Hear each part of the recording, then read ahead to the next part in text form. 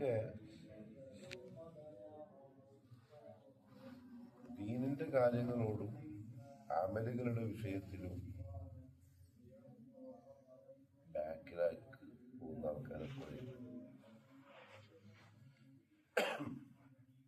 അമലുകളുടെയൊക്കെ കാര്യത്തില് ആവേശത്തില് മുന്നിൽ നിൽക്കേണ്ടവരാണ് നമ്മൾ. ഹദീസ് പഠനം കൊണ്ട് ലക്ഷ്യമാക്കുന്നതാണ് ദീനിനോട് താല്പര്യം, ഇൽമിനോട് താല്പര്യം, അമൽ ചെയ്യാനുള്ള ആവേശം, നന്മയുടെ കാര്യത്തിൽ മറ്റുള്ളവരെക്കാളും മുമ്പിലാവാനുള്ള വാശി, അതെല്ലാം കിട്ടണം. നമുക്ക് കിട്ടിക്കഴിഞ്ഞാല് ജീവിതത്തിന് പ്രത്യേക ഒരു രസാണ്, ഒരു പ്രത്യേക സുഖമാണ്. കിട്ടണം. എനിക്ക് അതൊക്കെ അല്ലാഹുവിനോട് ദുആ ചെയ്ത് ചോദിച്ച് വാങ്ങേണ്ട തൗഫീഖാണ്. അതായത് നമ്മുടെ മനസ്സ്, നമ്മുടെ ചിന്ത, നമ്മുടെ ആഗ്രഹം, നമ്മുടെ ആശ, അതൊക്കെ ദീനിന്റെ വഴിക്കിലേക്ക് അല്ലാഹു തിരിച്ചു തന്നാല് രക്ഷപ്പെട്ടു. നമ്മളെ ജീവിതം അർത്ഥമുള്ള ജീവിതമായി. നമ്മളെ ഹദീസ് ശരിക്കും പറഞ്ഞാല് പഠിക്കുന്നതിന് വേണ്ടിയിട്ടാണ്. നമ്മുടെ ജീവിതത്തിന്റെ എല്ലാ മേഖലയിലും വലിയ വലിയ മാറ്റങ്ങൾ ഉണ്ടാക്കണം, പ്രകാശം ഉണ്ടാക്കണം, നൂറ് ഇരുട്ട് മാഞ്ഞു പോകണം. കഴിഞ്ഞ ഹദീസിൽ നമ്മൾ പറഞ്ഞ രണ്ട് കാര്യം, അയ്യുൽ അഅ്മാലി അഹബ്ബു ഇലല്ലാഹ്, അള്ളാഹ്ക്ക് ഏറ്റവും ഇഷ്ടപ്പെട്ട രണ്ട് അമലുകൾ ഏതാണ്? ഒരു സഹാബി ഒന്ന് ചോദിക്കുന്നല്ലേ. അപ്പൊ ആ സഹാബിന്റെ ചിന്ത എന്താ?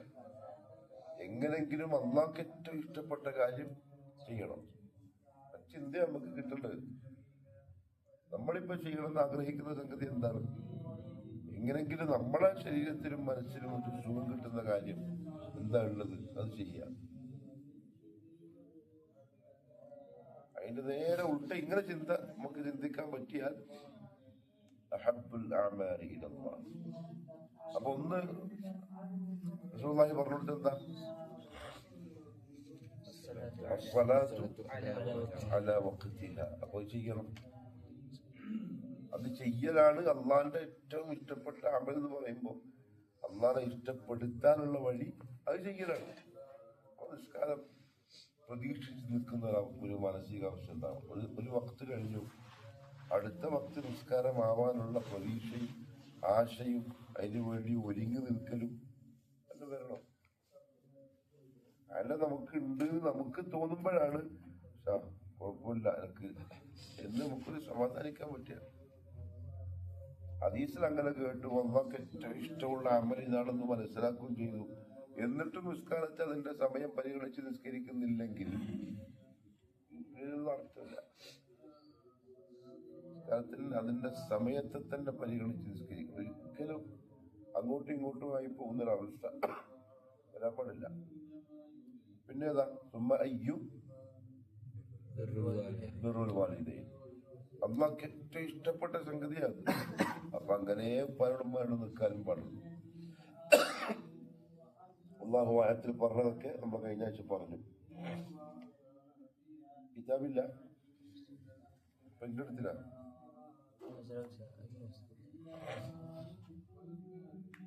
ശരി, അടുത്ത വിശ്രമിക്കും.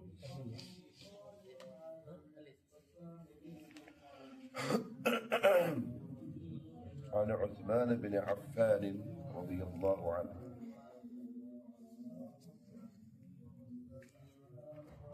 بناريو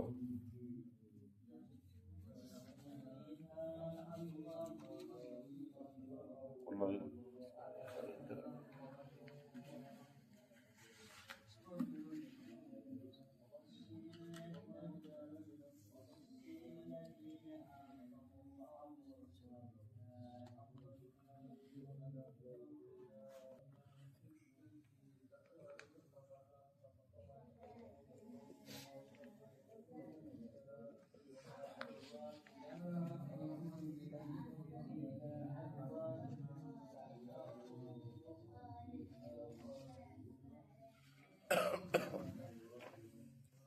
عن عثمان بن عفان رضي الله عنه قال قال رسول الله صلى الله عليه وسلم من توضأ فأسبغ الوضوء ثم مشى إلى الصلاة المكتوبة وصلاها مع الجماعة غفر الله ذنوبه.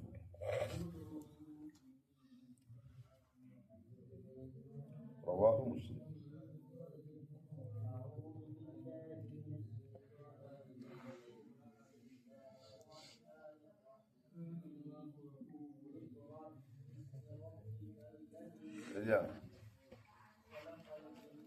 عن عثمان بن عفان رضي الله عنه قال قال رسول الله صلى الله عليه وسلم من توضأ فأسبغ الوضوء ثم مشى إلى الصلاة المكتوبة وصلاها مع الجماعة غفر الله ذنوبه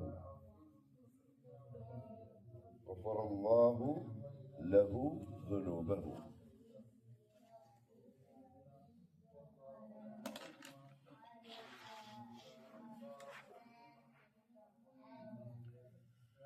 ആരാണ് ഹദീസിന്റെ റാവി? ഉസ്മാൻ ഇബ്നു അഫ്ഫാൻ റളിയല്ലാഹു അൻഹു.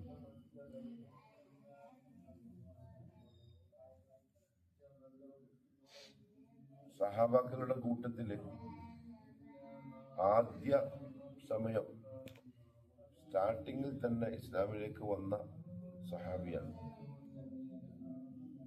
അദ്ദേഹം ഇസ്ലാമിലേക്ക് വരാനുള്ള കാരണക്കാരൻ ആരാണ്? അബൂബക്കർ സിദ്ദീഖ് റളിയല്ലാഹു അൻഹു. അബൂബക്കർ സിദ്ദീഖ് റളിയല്ലാഹു അൻഹുവിന്റെ ചങ്ങാതിയാണ് ഉസ്മാൻ ഇബ്നു അഫ്ഫാൻ. രണ്ടാൾക്കാരും വലിയ പൈസക്കാരും വലിയ കച്ചവടക്കാരുമാണ്. അബൂബക്കർ സിദ്ദീഖ് റളിയല്ലാഹു അൻഹു മുസ്ലിമായി. നബിയോട് ചോദിച്ചു, നബിയെ ഞാൻ എന്ത് ചെയ്യണം? നബി പറഞ്ഞു, നീ നിനക്കിപ്പോ മനസ്സിലായ സത്യമുണ്ടല്ലോ, അത് മറ്റുള്ളവർക്ക് എത്തിച്ചു കൊടുക്കണം. നമ്മുടെ ഏറ്റവും വലിയൊരു ജോലി അതാണ്. നമ്മളത് ചെയ്യലുമില്ല. ശരിക്കും ചെയ്യാനൊന്ന് നമ്മുടെ ലൈഫിൽ വേണം. നമ്മളെ അമലിച്ച് നമ്മളെ തുടക്കത്തിൽ പറഞ്ഞിട്ടുണ്ടായിരുന്നു സമറാത്തുൽ ഇൽമ്. ഒരു കാര്യം നമ്മൾ പഠിക്കണം, ഇൽമുണ്ടാവണം, അത് അമൽ ചെയ്യണം. പിന്നെ അമൽ ചെയ്ത് കഴിഞ്ഞാൽ അത് മറ്റുള്ളവർക്ക് പറഞ്ഞു കൊടുക്കണം, ദഅവത്ത് ചെയ്യണം. അതൊരു ഉന്നതമായ സ്വഭാവമാണ്. എല്ലാവർക്കും പറ്റണതില്ല. നമ്മൾ മനസ്സിലാക്കിയ ഹഖ് ദീന് മറ്റുള്ളവർ കൂടി മനസ്സിലാക്കണം, അവരും കൂടി രക്ഷപ്പെടണം എന്ന് ആഗ്രഹിക്കുന്ന ഒരു മനസ്സ്. അതാണ് ഏറ്റവും നല്ല മനസ്സ് ദുനിയാവിൽ. ഏറ്റവും നല്ല മനസ്സ്. ഒരു ആള് അയാളുടെ കുഞ്ഞിനെ കാണാതായി. അയാളെ മോന് സ്കൂളിൽ പോയിട്ട് തിരിച്ചു പുരക്കേക്ക് വന്നില്ല. വൈകുന്നേരമായി, രാത്രി കഴിഞ്ഞു, പിറ്റേന്ന് രാവിലെയായി. ഒരു ദിവസം കഴിഞ്ഞു, 2 ദിവസം കഴിഞ്ഞു. പരാതി കൊടുത്തു, അന്വേഷിച്ചു, കുഞ്ഞിനെ കാണുന്നില്ല. ബാക്കി വിഷമം, ഉമ്മ കരച്ചില്, വീട്ടിലൊക്കെ ഭയങ്കര സങ്കടം. ഒരു 3-4 ദിവസത്തിന് ശേഷമുണ്ട് ഒരാളിങ്ങനെ അയാളുടെ വീട്ടിലേക്ക് ഇയാളുടെ കുഞ്ഞിന്റെ കൈ പിടിച്ചിട്ട്, നിങ്ങളുടെ കുഞ്ഞ് എനിക്ക് ഇന്ന സ്ഥലത്ത് നിന്ന് കിട്ടിയതാണ്. അയാള് ഈ കുഞ്ഞിനെ തൊടുന്നതിന് മുമ്പ് ആർക്ക് കൈ കൊടുക്കും? കൊണ്ടുവന്ന കുഞ്ഞു. എന്തുകൊണ്ട്? അത്ര സന്തോഷമായിരിക്കും. നരകത്തിലേക്ക് അടുത്തുകൊണ്ടിരിക്കുന്ന ആളുകൾ, നരകത്തിന്റെ വഴിയിൽ തന്നെ ഓടിക്കൊണ്ടിരിക്കുന്ന ആളുകൾ, അവരെ നരകത്തിന്റെ വഴിയിൽ നിന്ന് രക്ഷപ്പെടുത്തി സ്വർഗത്തിന്റെ വഴിയിലേക്ക് കൊണ്ടുവരാൻ വേണ്ടി നമ്മൾ നിന്നാൽ ഓനെ പരിഗണിക്കുന്നതിന് മുമ്പ് അള്ളാഹു ഓനെ പരിഗണിക്കും. അതിന് കാരണക്കാരായ നമ്മളെ പരിഗണിക്കും. പറയുന്നത് മനസ്സിലാകുന്നുണ്ടോ? ചങ്ങായിമാരൊക്കെ പറയാൻ നമുക്ക് കഴിയണം. പക്ഷെ ഒരു പ്രത്യേകത എന്താ അറിയോ? അത് പറയുമ്പോ തിരിച്ചവർക്ക് നമ്മളോട് നീ ആദ്യം പോയിട്ട് തന്നാ ഇവിടെ എന്ന് പറയാനുള്ള കാരണങ്ങളൊന്നും നമ്മളോട് നിർണ്ണയിക്കൂടാ. എന്നാലും ധൈര്യത്തിൽ നമുക്ക് അറിയാൻ പറ്റുള്ളൂ ആൾക്കാർക്ക്. നമുക്ക് ധൈര്യമായിട്ട് വിളിക്കാൻ പറ്റുള്ളൂ ദീനിലേക്ക്. നമ്മുടെ അടുത്ത് എന്തെങ്കിലും ഫോൾട്ടുകള്, ന്യൂനതകള്, കുറവുകള് ഉണ്ടെങ്കിൽ ആളുകളെ വിളിക്കാൻ നമുക്ക് ആ ധൈര്യം കിട്ടൂല. ക്ലിയർ ആവണം. ഉള്ളും പുറവും ഒരുപോലെയാവണം. ഇരുട്ടും വെളിച്ചവും ഒരുപോലെയാവണം. രഹസ്യവും പരസ്യവും ഒരുപോലെയാവണം. ഇത് രണ്ടും രണ്ടാണെങ്കിൽ നമുക്കൊരിക്കലും നല്ല ധൈര്യത്തിൽ കോൺഫിഡന്റ് എന്ന് പറയുന്നുണ്ടല്ലോ, അങ്ങനെ നമുക്ക് ആൾക്കാരെ ദീനിലേക്ക് വിളിക്കാൻ പറ്റൂല. നമ്മളെ നഫ്സന്റെ നമ്മുടെ അടുത്ത് എന്ത് പറയും? ആദ്യം നീ നന്നാകും, എന്നിട്ട് ബാക്കിയുള്ളവരെ വിളിച്ചാൽ മതി. മനസ്സിലായോ? നമുക്ക് സിദ്ദീഖ് ചോദിച്ചു, ഞാൻ എന്താക്കണ്ടേ? നീ പോയിട്ട് അടുത്ത ആൾക്ക് പോകാം. അപ്പൊ ഏറ്റവും അടുത്ത ചങ്ങായിയാണ് ഉസ്മാൻ ഇബ്നു അഫ്ഫാൻ റളിയല്ലാഹു അൻഹു. എന്നിട്ട് പോയിട്ട് കണ്ടു, ഉസ്മാനെ, മുഹമ്മദിനെ പറ്റി എന്താ നിന്റെ അഭിപ്രായം? ൾക്ക് മക്കളുള്ള ആൾക്കാർക്ക് റസൂലുള്ളാഹിനെ പറ്റി എന്താ അഭിപ്രായം? ഏറ്റവും നല്ല അഭിപ്രായമാണ്. എന്നാൽ മുഹമ്മദ് ഇങ്ങനെ ഒരു കാര്യം പറയുന്നു, ലാ ഇലാഹ ഇല്ലല്ലാഹ്. അതിനെക്കുറിച്ച് നീ എന്ത് വിചാരിക്കുന്നു? മുഹമ്മദ് അങ്ങനെ പറയുന്നെങ്കിൽ അതിൽ കാര്യമില്ലാതിരിക്കൂല. നമുക്ക് സിദ്ദീഖ് പറഞ്ഞു, ഞാൻ വിശ്വസിച്ചു, നീ വിശ്വസിച്ചു. അപ്പൊ അങ്ങനെ അപ്പം തന്നെ എന്ത് ചെയ്തു? സുധാനത്ത് പോയി കലിമ പറഞ്ഞ് ഒരു പ്രയാസമില്ല, ഒരു തടസ്സമില്ല. നബി സല്ലല്ലാഹു അലൈഹി വസല്ലം തങ്ങളുടെ 2 മക്കളെയാണ് അദ്ദേഹം കല്യാണം കഴിച്ചത്. അതുകൊണ്ട് തന്നെ അദ്ദേഹത്തിന് ഒരു ലഖബുണ്ട്, ദുന്നൂറൈൻ. അദ്ദേഹം വിളിക്കുക ദുന്നൂറൈൻ. എന്താണ് നൂറൈൻ എന്ന് പറഞ്ഞാൽ? 2 പ്രകാശം. നബിയുടെ 2 പെൺമക്കളെ ആണ് ആ 2 പ്രകാശം കൊണ്ട് ഉദ്ദേശിക്കുന്നത്. ആ 2 പ്രകാശം കിട്ടാനുള്ള ഭാഗ്യം കിട്ടിയ ആള് എന്നർത്ഥത്തില് ദുന്നൂറൈൻ എന്നാണ് വിളിക്കുന്നത്. ബദർ യുദ്ധം നടക്കുമ്പോ അദ്ദേഹം ബദർ യുദ്ധത്തിൽ പങ്കെടുത്തില്ല. പക്ഷെ ബദർ യുദ്ധത്തിൽ പങ്കെടുത്ത സഹാബാക്കളുടെ പേരിങ്ങനെ വായിച്ചു വന്നാൽ അതിലെന്തുണ്ടാവും? ഉസ്മാൻ ഇബ്നു അഫ്ഫാൻ എന്നുണ്ടാവും. പക്ഷെ യുദ്ധത്തിൽ പങ്കെടുത്തിട്ടില്ല. യുദ്ധത്തിൽ പങ്കെടുക്കാതിരുന്നിട്ടും ആ പേര് ആ ലിസ്റ്റിൽ വരാനുള്ള കാരണം എന്താ പറയുക? അദ്ദേഹം റസൂലുള്ളാഹി സ്വല്ലല്ലാഹു അലൈഹി വസല്ലം തങ്ങളുടെ മോള് റുഖയ്യ രോഗിയായിരുന്നു ആ സമയത്ത്, അദ്ദേഹത്തിന്റെ ഭാര്യ. യുദ്ധത്തിന് പുറപ്പെടാൻ നിന്നപ്പോ നബി പറഞ്ഞു, നീ വരണ്ട, നീ എന്റെ മോക്ക് അടുത്ത് നീ വേണം, രോഗിയല്ലേ, പല കാര്യങ്ങളൊക്കെ നോക്കിയിട്ട് അടുത്തുണ്ടാവണം എന്ന് പറഞ്ഞിട്ടാണ് നിർത്തിയിട്ട് പോയതാണ്. വരുമ്പോഴേക്ക് മോള് മരണപ്പെട്ടിട്ടുണ്ട്. അപ്പൊ അദ്ദേഹത്തിന് നീയത്തുണ്ട് എന്ത് പോവാൻ. പക്ഷെ ഈ ഒരു കാരണം കൊണ്ട് തടസ്സമായി പോയതാണ്. റസൂലുള്ളാഹി പറഞ്ഞു, എന്ത് ചെയ്ത്? നീ ബദറിൽ പെടാത്ത ആളല്ല, നീയും ബദറിൽ പെട്ട ആളാണ്. യുദ്ധത്തിൽ പങ്കെടുക്കാതെ ബദറിന്റെ കൂലി കിട്ടിയ ആളാണ് ഉസ്മാൻ ഇബ്നു അഫ്ഫാൻ റളിയല്ലാഹു അൻഹു. ഇസ്ലാമിന്റെ എത്രാമത്തെ ഖലീഫയാ? ആദ്യത്തെ ആളാണ്? രണ്ടാമത്തെയും നാലാമത്തെയും? ഇസ്ലാമിന്റെ 3ാമത്തെ ഖലീഫയാണ്. അവസാനം മുസ്ലിമീങ്ങളുടെ കയ്യിലൂടെ തന്നെ അദ്ദേഹം കൊല്ലപ്പെട്ടു. മുസ്ലിമീങ്ങളായ ഖവാരിജികളായ ആളുകൾ. ഖവാരിജ് എന്ന് പറഞ്ഞാൽ അവരുടെ പ്രധാനപ്പെട്ട ഒരു പ്രശ്നം എന്ന് പറഞ്ഞാൽ ദീനുൽ ഇസ്ലാമിന്റെ ഭരണാധികാരിക്കെതിരെ പ്രവർത്തിക്കുക, എന്നിട്ട് ആ ഭരണാധികാരിയെ കൊല്ലുക, എന്നിട്ട് ആ നാട്ടിൽ ഫിത്നയും ഫസാദും ഒക്കെ നടക്കുക. അവരുടെ മെയിൻ ജോലി. അവരുടെ കൈകളിലൂടെ അദ്ദേഹം കൊല്ലപ്പെട്ടു. പരിശുദ്ധ ഖുർആൻ പാരായണം ചെയ്തുകൊണ്ടിരിക്കുമ്പോഴാണ് അക്രമികൾ വന്നിട്ട് കൊല്ലുന്നത്. അദ്ദേഹത്തിന്റെ രക്തം അദ്ദേഹം ഓതിക്കൊണ്ടിരുന്ന ഖുർആനിലേക്ക് തെറിച്ചു എന്നാണ് താരീഖ്. ഇസ്ലാമിക ചരിത്രത്തിൽ 2 ആളുകളുടെ കൈ അവർക്ക് മരിക്കുന്നതിന് മുമ്പ് അത് ഉപയോഗിക്കാൻ പറ്റാത്ത തരത്തിൽ ഇരുമ്പ് പോലെ ആയി പരീക്ഷിക്കപ്പെട്ടിട്ടുണ്ട്. കൈ എന്ത് ചെയ്തു? അങ്ങനെ തന്നെയായി. പിന്നെ പൊക്കാനും മടക്കാനും ഇതാക്കാനും പറ്റാത്ത അവസ്ഥയിലായി. അതിലൊരാളാരെന്നറിയോ? നമുക്ക് ശ്രദ്ധിക്കേണ്ട കാര്യമാണ്. നബി സല്ലല്ലാഹു അലൈഹി വസല്ലം തങ്ങളുടെ മുമ്പിൽ ഒരാൾ വെള്ളം കുടിക്കുകയാണ്, ഇടത്തെ കൈയോട്. നബി പറഞ്ഞു, വലത്തെ കൈയോട് കുടിക്കുക. അദ്ദേഹം പറഞ്ഞു, ഇല്ല, നബി ചോദിച്ചു, നീ ഒറ്റ കൈ കൊണ്ട് കുടിക്കൂലേ എന്ന് തിരിച്ചു ചോദിച്ചു. ഇന്നൊന്നും പറഞ്ഞിട്ടൊന്നുമില്ല. സഹാബാക്കൾ പറഞ്ഞു, പിന്നീട് അയാളെ നമ്മൾ കണ്ടു, അയാൾക്ക് അയാളുടെ വലത് കൈ ഉയർത്താൻ പറ്റാത്ത തരത്തിൽ അള്ളാഹു അതിന്റെ ആ ഉപയോഗമുണ്ടല്ലോ അത് ഇല്ലാണ്ടാക്കി കളഞ്ഞു, ഇരുമ്പ് പോലെ ഉറപ്പിച്ച് കളഞ്ഞു വാക്ക്. ഇനി കാരണം എന്താ അറിയോ? അള്ളാഹുന്റെ റസൂലിന്റെ വാക്കിന് എതിര് കാണിച്ചുകൊണ്ടാണ് നമ്മളെന്തെല്ലാം കാണിക്കുന്നുണ്ട്. എന്നിട്ട് നമുക്കൊന്നും സംഭവിക്കുന്നില്ലല്ലോ എന്നുള്ളൊരു സമാധാനത്തിലായിരിക്കും നമ്മൾ. പക്ഷെ സമാധാനിക്കണ്ട, നാളെ എന്ത് സംഭവിക്കുന്നു അള്ളാഹ്ക്ക് മാത്രമേ അറിയുള്ളൂ. രക്ഷപ്പെടുത്താൻ ആരുണ്ടാവില്ല. ഒരാൾക്ക് നമ്മൾ രക്ഷപ്പെടുത്താനും പറ്റൂല, നമുക്ക് സ്വയം രക്ഷപ്പെടാനും കഴിയൂല. അള്ളാന്റെ പിടുത്തം വന്നാൽ നോക്കാക്കട്ടെ.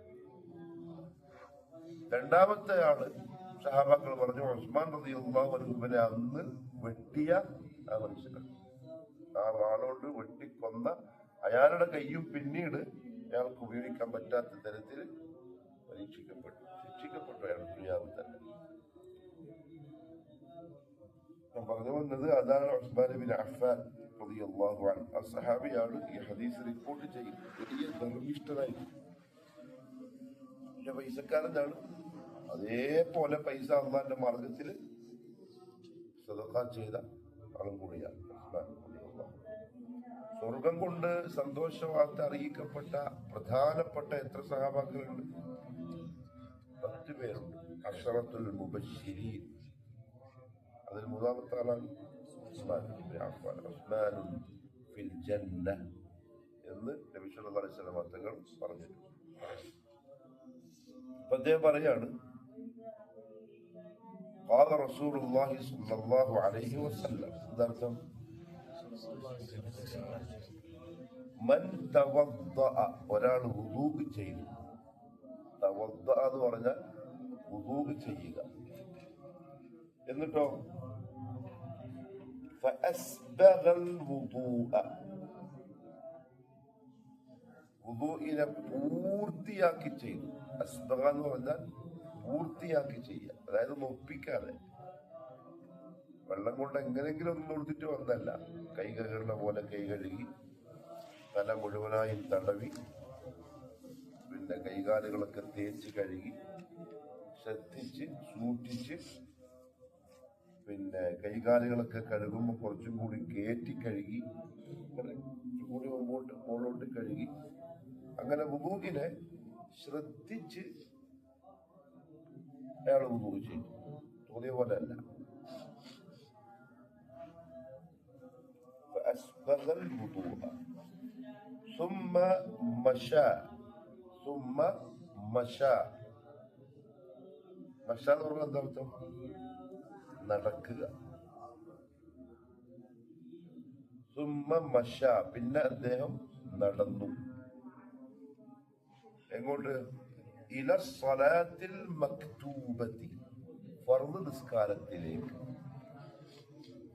ഫർദ് നിസ്കരിക്കാൻ വേണ്ടി വരുമ്പോൾ ശരിക്കും വീട്ടിൽ നിന്ന് വുദൂ ചെയ്തിട്ട് പള്ളിയിലേക്ക് നടന്നു വരണം എന്നാണ് അതിന്റെ രീതി. എന്തുകൊണ്ടെന്നറിയോ? അങ്ങനെയുള്ള ഒരാള് ആ നിസ്കാരത്തെ പരിഗണിച്ച് ഗൗനിച്ച് നിസ്കാരത്തെ ബഹുമാനിക്കുന്ന ആളാണ് എന്നർത്ഥം. വീട്ടിൽ തന്നെ വുദൂ ചെയ്ത് റെഡിയായി നിസ്കരിക്കാനായിട്ട് നടന്നു വരുന്ന ഒരു മുഅ്മിൻ അങ്ങനെ ഉണ്ടാവണം, അങ്ങനെ ആവണം. ഇതിങ്ങനെ മൊബൈലിൽ കുത്തിയിരുന്ന് ഉമ്മ പറഞ്ഞ് അവസാനം പറഞ്ഞ പോവാ, അങ്ങനെ വന്ന് കിടന്ന് ഒപ്പിച്ചു പോകും ചെയ്തിട്ട് ചടവളാസ്കരിച്ചിട്ട് പോയി. ഒരു കാര്യമില്ല. അങ്ങനെ എന്തിനോ വേണ്ടി ചെയ്യുന്നതിന് അതിനേക്കാളും നല്ല എന്താ? ചെയ്യാണ്ടിരിക്കലാണ്. ചെയ്തിട്ട് കുറ്റം വാങ്ങുന്നതിനേക്കാളും നല്ലത് ചെയ്യാണ്ടിരിക്കലാണ്. അയാള് വൃത്തിയായി ചെയ്തു. ثم مشى إلى الصلاة المكتوبة. മക്തൂബത്ത് എന്ന് പറഞ്ഞാൽ ഫർദ് നടന്നു. ഫർദ് നിസ്കാരത്തിലേക്ക് അവൻ നടന്നു. എന്നിട്ടോ ഫസല്ലാഹ, നിസ്കാരം അവൻ നിസ്കരിച്ചു. മഅൽ ജമാഅത്തി, ജമാഅത്തിനോട് കൂടെ, ജമാഅത്തിനോടൊപ്പം.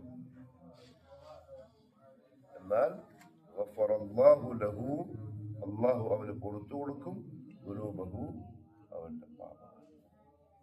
5 നേരവും അങ്ങനെ ചെയ്യുന്ന ഒരാൾക്ക് എന്തെങ്കിലും പാവം പിന്നെ ബാക്കിയുണ്ടാവും. അങ്ങനെ മരിക്കുന്നവരെ കൃത്യമായും 5 നേരം ചെയ്ത ഒരാൾ മരിക്കുമ്പോ ക്ലീനായിരിക്കും. കാരണം പാപങ്ങൾ ബാക്കിയാവൂല, ആവാനുള്ള അവസരം അയാൾ കൊടുത്തില്ല. ഒന്നും ചെയ്ത് പള്ളിയിലേക്ക് നടന്നു വന്ന് ജമാഅത്തായിട്ട് നിസ്കരിച്ച് തിരിച്ചുപോയി. സംഭവിച്ചെന്താ? മനസ്സിലുള്ള കറകൾ മൊത്തം അള്ളാഹു കഴുകി. അങ്ങനെ ദിവസം എത്ര നേരം? 5 നേരം. മരിക്കുന്നതിന്റെ തൊട്ട് മുമ്പുള്ള വഖത്ത് വരെ മൂപ്പർ അങ്ങനെ നിസ്കരിച്ചിട്ടുണ്ടാവും. അപ്പൊ മരിച്ചു പോകുന്ന എങ്ങനെയായിരിക്കും? ഒരു പാപവും ഇല്ലാതെ ക്ലിയർ ആയിട്ട് പോകും. അത്രയും വലിയൊരു പുണ്യം, ഒരു കൂലി അള്ളാഹു തരുമെങ്കിൽ അത് ആരെ ഒഴിവാക്കുള്ളൂ? തീരെ ബോധമില്ലാത്ത മനുഷ്യന്മാരെ ഒഴിവാക്കുള്ളൂ. 3 കാര്യങ്ങൾ റസൂലുള്ളാഹി സ്വല്ലല്ലാഹി അലൈഹി വസല്ലം തങ്ങൾ പറഞ്ഞു. ഒന്ന്, പിന്നെ നിസ്കാരവുമായി ബന്ധപ്പെട്ട കാര്യങ്ങൾ. വുദു എന്ന് പറഞ്ഞാൽ എന്താ? ശരിക്കും ശുദ്ധിയാക്കലാണ്. ചെറിയ ശുദ്ധിയിൽ നിന്നും ശുദ്ധിയാക്കലാണ്. ശരിക്കും ഒരു മുസ്ലിമിന് വുദു ഇല്ലാത്ത അവസ്ഥ വളരെ ചുരുക്കമായിരിക്കും. അധിക സമയവും മുസ്ലിം എന്തിനുണ്ടാവണം? വുദുവിലുണ്ടാവണം. വുദുവിനെ പുതുക്കിക്കൊണ്ടേയിരിക്കണം, ആവർത്തിച്ച് വുദു ചെയ്തുകൊണ്ടേയിരിക്കണം. തങ്ങൾ പ്രത്യേകം പറഞ്ഞാൽ, ബിലാൽ റളിയല്ലാഹു അൻഹു സ്വർഗത്തിൽ നടക്കുന്ന കാലിന്റെ ശബ്ദം കേട്ടല്ലോ നബി സ്വർഗത്തിൽ പോയപ്പോ. അങ്ങനെ തിരിച്ചു വന്നപ്പോ പറഞ്ഞു, ബിലാലെ നീ എന്ത് അമലാ ചെയ്യുന്നത്? അദ്ദേഹം പറഞ്ഞ അമലേതാ? ഞാൻ എല്ലാ സമയത്തും എനിക്കുണ്ടാവും, വുദു ഉണ്ടാവും. വുദു ചെയ്ത ഉടനെ ഞാൻ എന്ത് ചെയ്യും? ഉണ്ടാവും. ഒരു കാര്യം ഇൽമ കിട്ടിക്കഴിഞ്ഞാൽ പിന്നെ അടുത്തെന്താണ്? അമലാണ്. ബിലാൽ റളിയല്ലാഹു അൻഹു എന്ന് പറയുന്ന ഒരു സഹാബി സ്വർഗത്തിൽ നടക്കുന്ന ശബ്ദം നബി സല്ലല്ലാഹു അലൈഹി വസല്ലം അവിടെ പോയാലാ കേൾക്കുന്നു. അത് ഈ ചെയ്ത ഈ അമലിൽ എപ്പം വുദു ഉണ്ടാവും. വുദു ചെയ്ത ഉടനെ എന്തുണ്ടാവും? 2 റക്അത്ത് വുദുവിന്റെ സുന്നത്തും. ഇസ്ബാഗുൽ വുദു വെറും വുദു അല്ല, മറിച്ച് എങ്ങനെ വുദു ചെയ്യണം? അസ്ബഗൽ വുദു, വുദുവിന്റെ പൂർണ്ണ രൂപം. എങ്ങനെയാ വുദുവിന്റെ പൂർണ്ണ രൂപം? ആദ്യം എന്ത് ചെയ്യണം? പറയരുത്, ഈത്തുണ്ടാവണം. എന്ത്? ചെറിയ ശുദ്ധിയാവും, അല്ലെങ്കിൽ നിസ്കരിക്കാൻ വേണ്ടിയാലും ശുദ്ധിയാവും. എന്നിട്ട് ആദ്യം എന്ത് ചെയ്യണം? ബിസ്മില്ലാഹ് പറയണം. എന്നിട്ട് മുൻകൈ 2 കഴുകണം. എങ്ങനെ കഴുകാൻ കാണിച്ചു?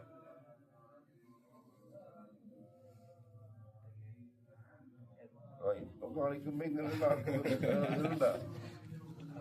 അതാണ് ഇസ്ബാഗുൽ വുദു. ഇസ്ബാഗുൽ വുദു ഇല്ലാത്ത ആൾ എന്ത് ചെയ്യും? ഇങ്ങനെ ആക്കിയിട്ടൊക്കെ പോകും. അങ്ങനല്ല, വിരലിന്റെ ഇടയിൽ വെള്ളായി ഈ ചുരുങ്ങിക്കുന്ന ഭാഗത്തൊക്കെ തേച്ച്, അതാണ് വുദുവിന്റെ ഇസ്ബാഗുൽ വുദു. പിന്നെന്ത് ചെയ്യും?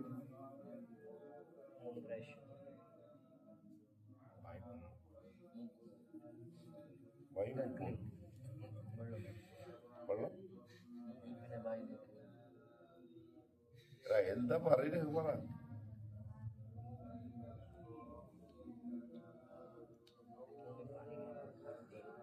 അതല്ല, ഇങ്ങളെന്താ പറയുന്നത്?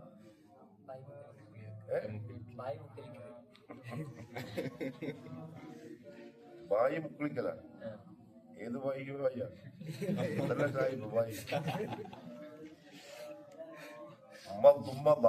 അവരീ പറയല് മദ്മദ എന്ന് പറഞ്ഞാല് വായിൽ വെള്ളമാക്കിയിട്ട് വായിന്റെ എല്ലാ ഭാഗത്തേക്കും അതിനെ കൊണ്ടോണം. തഹരീക്ക് ചെയ്യലാണ് എല്ലാ ഭാഗത്തും. അങ്ങനെയുള്ള ആൾക്കാര് വായില് മൊത്തം വെള്ളം കറക്കണം. അതാണ് മദ്മദ. പിന്നെ ഇസ്തിൻഷാഖ്, മൂക്കില് വെള്ളം ഇറക്കണം, ഇല്ലെങ്കിൽ മുകളിലേക്ക് കയറും. മൂക്കില് വെള്ളം കേട്ടില്ലെങ്ങനെ ഇങ്ങനെയാ വെള്ളം പിടിച്ചിട്ട് ഇങ്ങനെ ആക്കിയാൽ മൂക്കിലേക്ക് വെള്ളം കയറൂല. മുകളിലോട്ട് കേട്ടണമെങ്കിൽ വലിക്കണം. വലിക്കുമ്പോൾ ശ്രദ്ധിച്ച് വലിക്കണം. നോമ്പ് കാരനാണെങ്കിൽ അവിടെ വലിക്കാൻ പാടില്ല. കണ്ട നോമ്പ് മുറിയും, വെള്ളം ഉള്ളിലേക്ക് പോകും. മൂക്കിൽ വെള്ളം കയറ്റിയിട്ട് ചീറ്റണം. ഇത് രണ്ടും ചെയ്യണം, കയറ്റണം, ഇതാക്കിയിട്ട് ചീറ്റണം. എന്തിനാ അങ്ങനെ ചെയ്യുന്നത്? സുഖമായി ചെയ്തു, അത്രയല്ലേ. അതിന് വേറെ കാരണം നമുക്ക് അറിയേണ്ട കാര്യമൊന്നുമില്ല. വിശ്വാസലമാ തങ്ങൾ അങ്ങനെ ചെയ്യാൻ വേണ്ടി പഠിപ്പിച്ചത് എത്ര പ്രാവശ്യം? ഒരു പ്രാവശ്യം ചെയ്താലും മതിയാകും. പക്ഷെ 3 ചെയ്യല് സുന്നത്താണ്. ഈ വുദു ആ കണക്ക് 1 ചെയ്താൽ മതി. ഇസ്ബാബുൽ വുദു ആണെങ്കിലും 3 ചെയ്യണം. പിന്നെന്ത് ചെയ്യണം? മുഖം എന്ന് പറയുന്നത് എവിടം മുതൽ എവിടം വരെ?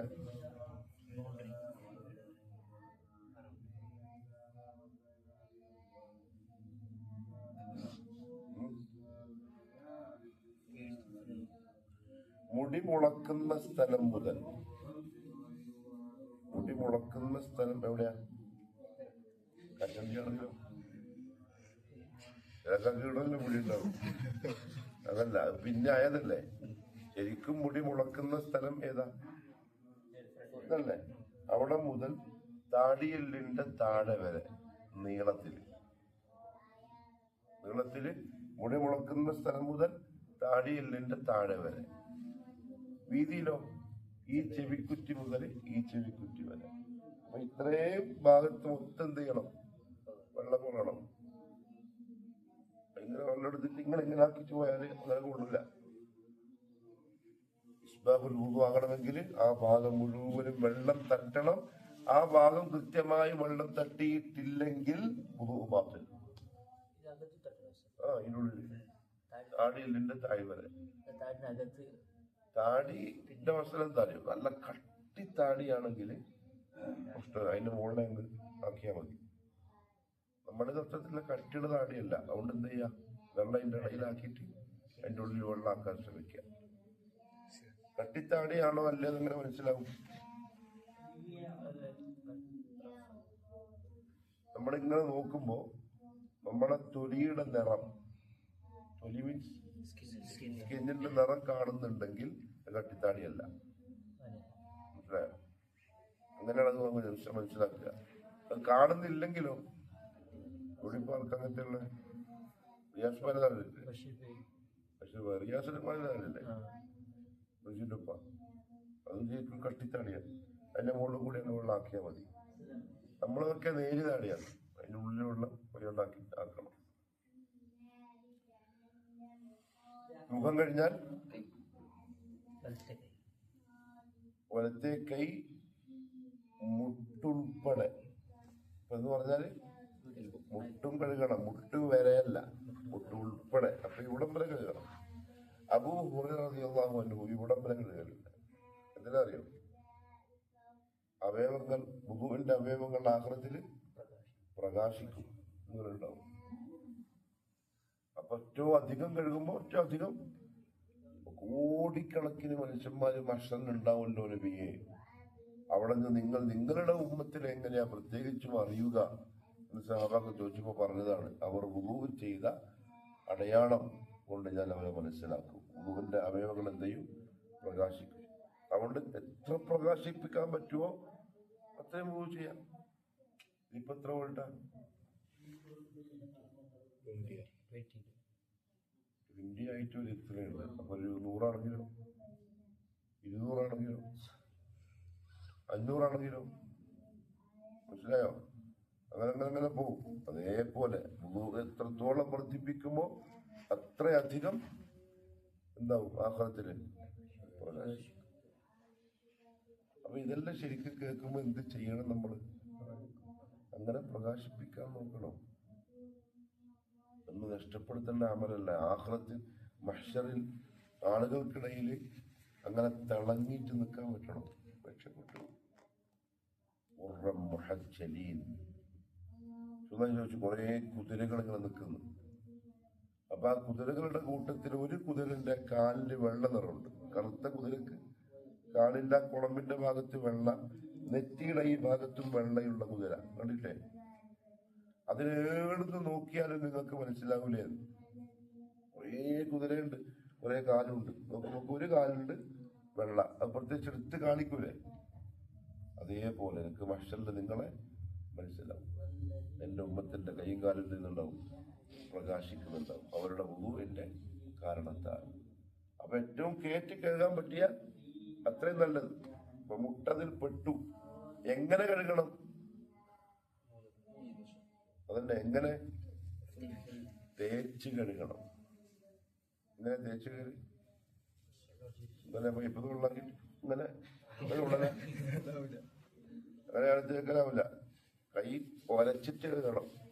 മുട്ട് കഴുകി വെള്ളം നോക്കിയിട്ട് ഒരക്കണം, നല്ല ഉള്ളൂ. ആദ്യം വലത്തെ കൈ, പിന്നെ ഇടത്തെ കൈ, 3 പ്രാവശ്യം. കൈ കഴിഞ്ഞാലോ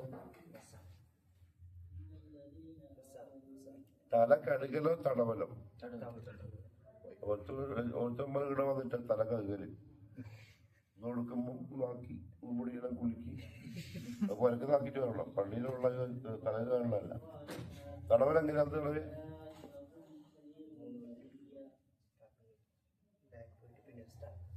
3 വെള്ളിനെ ആൾക്കൊന്നുമില്ല. ഒരാൾക്ക് 3 വെള്ളി ഇല്ലെങ്കിൽ എന്ത് ചെയ്യും? ഒരാൾക്ക് 2 വെള്ളേ ഉള്ളൂ. എന്താക്കും? പക്ഷാക്കത് കൈ കൊണ്ട് തടവല്. അതായത് സുഖഹിതങ്ങൾ ചെയ്തതെന്ന് വെച്ചാല് ഇവിടെ നിന്ന് നേരെ ബാക്കോട്ട് പോയി അവിടെ നിന്ന് നേരെ മുമ്പോട്ട്. എത്ര പ്രാവശ്യം ചെയ്യണം? ഒറ്റ പ്രാവശ്യം. തല തടവല് ഒറ്റ പ്രാവശ്യം. ഖുറാഫികൾ ഷിയാക്കൾ എങ്ങനെ തടവുക? നല്ല സ്പൈക്കലാക്കി വന്നിട്ട് വരുന്ന വഴിക്ക് മൂന്ന് പോയി ഊണ് തന്നെ പറ്റുള്ളൂ. വെള്ളം തൊട്ടിട്ട് പിന്നെ ഒന്ന് എല്ലായി ഉപവാസത്തിലാണ്. എത്ര ആൾക്കാർ അങ്ങനെ നിസ്കരിക്കുന്നു? ശരിയാവില്ല. എത്ര ആൾക്കാർ അങ്ങനെ നിസ്കരിക്കുന്നു? തൊട്ടിട്ട് തല മൊത്തം തടവൽ ഒറ്റ പ്രാവശ്യം. നബി സല്ലല്ലാഹു അലൈഹി വസല്ലം കൈകൊണ്ട് അങ്ങനെ തടവിയിട്ട് നമുക്ക് കാണിച്ചതും ചെയ്തു. പിന്നെ എന്നിട്ടും പിന്നെ എങ്ങനെ ഒഴിവാക്കുക? അത് കഴിഞ്ഞാലോ അതേ കൈ കൊണ്ട് തന്നെ ചെവി. അതിന് സെപ്പറേറ്റ് വെള്ളം എടുക്കണ്ട. എന്താ കാരണം? തലയുടെ ഭാഗമായിട്ടാണ് ഉലമാക്കള് ചെവിയെ എണ്ണിയത്. അപ്പൊ ചെവി എങ്ങനെ കരുതും? ഈ കരളുകൊണ്ട് അതിന്റെ ഉള്ളും ഈ വെള്ളമുണ്ട് പുറവും. എത്ര പ്രാവശ്യം? പിന്നെന്താ കണ്ടേ? അയ്യപ്പന്മാരെന്താ കയറി? പിന്നെ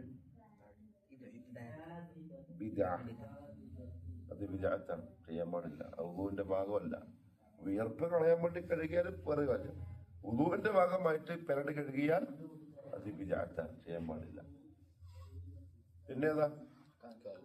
കാല് നെരിയാണി ഉൾപ്പെടെ. ഏതാ നെരിയാണി? തേച്ച് കഴുകണം. വിരലിന്റെ ഉള്ളിൽ കൈയിട്ട് നെരിയാണിന്റെ ബാക്കിൽ വെള്ളമാക്കി ഉരച്ച് കഴുകണം. ഒരു ദിവസം സഹാബി നിസ്കരിക്കാൻ വേണ്ടി വന്നപ്പോ 1 ദിർഹമിന്റെ വട്ടത്തിൽ കാലിന് വെള്ളം നനഞ്ഞിട്ട. സുഖമായി പറഞ്ഞു, പോയി തിരിച്ചു കൊടുത്തിട്ട് വരാൻ പറഞ്ഞു. കാരണം ശരിയല്ല, ശരിയല്ലെങ്കിൽ നിസ്കാരവും. ഇതാണ് ഇസ്ബാബുൽ വുദു. വൃത്തിക്ക് വുദു ചെയ്യാം. വുദു ചെയ്ത് കഴിഞ്ഞിട്ട് എന്ത് ചെയ്യണം? എന്താ പോവാ?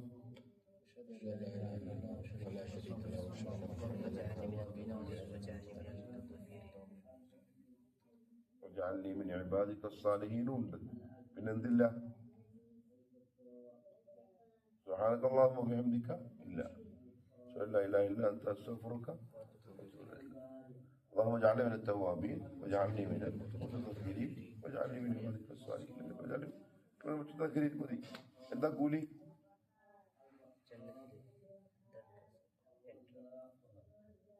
എട്ട് വാതിലിൽ കൂടി പോകാൻ പറ്റും. എത്ര സമയം എടുക്കും ദുആ പറയാൻ? 10 മിനിറ്റ് ദുആ പറയാൻ. ചെറിയ അമലും വലിയ കൂലി. പക്ഷെ ചെയ്യുന്ന ആള് വളരെ കുറച്ച്. ഇതൊക്കെ നമ്മളെ പ്രശ്നം. കുറേ കാര്യങ്ങളുണ്ട്, നമുക്കറിയാം, നമ്മൾ പഠിച്ചിട്ടുമുണ്ട്. പക്ഷെ അമൽ ചെയ്യേണ്ട സമയത്ത് അങ്ങനില്ല. മാത്രമല്ല ഇസ്ബാഹുൽ വുദു ആകണമെങ്കിൽ ഇപ്പൊ ജിമ്മം വുദു കൊടുക്കുകയാണ്. കൈ കഴുകിയപ്പോ ഫോം വന്നു, അങ്ങനെ ഫോണിലെടുത്ത് പോയി വർത്താനം പറഞ്ഞ് 10 മിനിറ്റ് കഴിഞ്ഞിട്ട് വന്നിട്ട് പിന്നെന്ത്? അത് പറ്റില്ല. മനസ്സിലായോ? ഇടയിൽ ഗ്യാപ്പ് വരാൻ പാടില്ല. തുടരെ ചെയ്യണം, തർത്തീബായി ചെയ്യണം. ആദ്യം കൈ കാല് കഴുകി, പിന്നെ മുഖം കഴുകി, പിന്നെ കൈ കഴുകി, അത് പറ്റൂല. നബി സല്ലല്ലാഹു അലൈഹി വസല്ലം നമുക്ക് കാണിച്ചൊരു തർത്തീബുണ്ട്, അതനുസരിച്ച് ചെയ്യണം. മുവാലാത്തോടു കൂടി ചെയ്യണം. മുവാലാത്ത് നമ്മൾ തുടർച്ചയായിട്ട് ചെയ്യണം. മനസ്സിലായി? ഇടയിൽ എന്തൊരു ഗ്യാപ്പ് വരാതെ കണ്ടിന്യൂഷൻ ആയിട്ട് ചെയ്യണം. ഇല്ലെങ്കിൽ ആവൂല. എന്നിട്ട് എന്ത് ചെയ്യണം? സുമ്മ മശാ ഇല സ്വലാത്തിൽ മക്തൂബ, പള്ളിയിലേക്ക് ഇങ്ങനെ നടന്നു വരണം. 5 നേരവും ഒരക്കുന്ന ഒതുകൊടുത്ത് പള്ളിയിലേക്ക് നിസ്കാരിക്കാൻ വേണ്ടിയിട്ട് നിസ്കാരത്തെ ലക്ഷ്യമാക്കിയിട്ട് നടന്നു വരണം. ഒരടിമ നടക്കുന്ന നടത്തങ്ങളിൽ അള്ളാഹു ഏറ്റവും ഇഷ്ടപ്പെടുന്ന നടത്തം ആ നടത്തായിരിക്കും. കാരണം അള്ളാന്റെ പുറക്കേക്ക് നിസ്കാരം ലക്ഷ്യമാക്കിയിട്ട് നിസ്കരിക്കാൻ വേണ്ടി ലക്ഷ്യം വെച്ച് വരുന്ന നടക്കുന്ന നടപ്പ് ഒരു ഭംഗിയുള്ള നടപ്പായിരിക്കും. അതൊരു ഗാംഭീര്യത്തിൽ നിസ്കരിക്കാൻ വേണ്ടി അമൽ ചെയ്യാൻ വേണ്ടി വരുമല്ലേ, ഓടി ചാടി ബഹളം വെച്ച് അങ്ങനെ നടന്നുകൂടാ. നിസ്കരിക്കാൻ വേണ്ടി വരുമ്പോൾ വളരെ സാവകാശം ദുആ ചെയ്തുകൊണ്ട് എന്നിട്ട് അവൻ ജമാഅത്തായിട്ട് നിസ്കരിച്ചാൽ നമുക്ക് ചെയ്യാൻ പറ്റിയ അമലാണോ അല്ല ബുദ്ധിമുട്ടുള്ള അമലാണോ? ഈസിയായിട്ട് ചെയ്യാം. من توضأ فأسبغ وضوءه ثم مشى إلى الصلاة المكتوبة فصلاها مع الجماعة غفر الله له ذنوبه. اللهم اجعلنا توفيقا. سبحانك اللهم وبحمدك أشهد أن لا إله إلا أنت أستغفرك وأتوب